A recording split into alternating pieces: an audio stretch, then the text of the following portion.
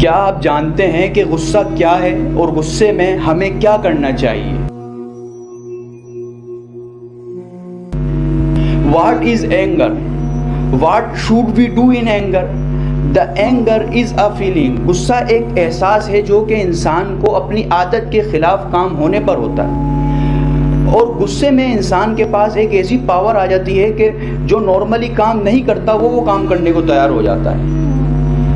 اور اکثر لوگ غصے میں نیگیٹو چیزوں کو کرتے ہیں۔ فار ایگزامپل کوئی اسٹوڈنٹ ہے، اس کے ایگزام میں مارکس کم آ گئے تو وہ اب غصے میں یا تو خود کو نقصان پہنچائے گا، اپنی چیزیں توڑے گا، اپنا ہاتھ کاٹ لے گا، اور کچھ تو اتنے مایوس ہو جاتے ہیں کہ وہ پڑھنا ہی چھوڑ دیتے ہیں۔ تو اس ویڈیو میں یہ سمجھانا یہ چاہ رہا ہوں کہ جب بھی غصہ ہے تو اس میں پازیٹیو پہلو کو تلاش کریں۔ ایگزام میں مارکس کم آ گئے تو اب بجائے خود کو نقصان پہنچانے کے اس غصے کو پازیٹیوٹی میں استعمال کریں اور اپنی محنت کو ڈبل کر دیں تاکہ اس غصے کا فائدہ ہو۔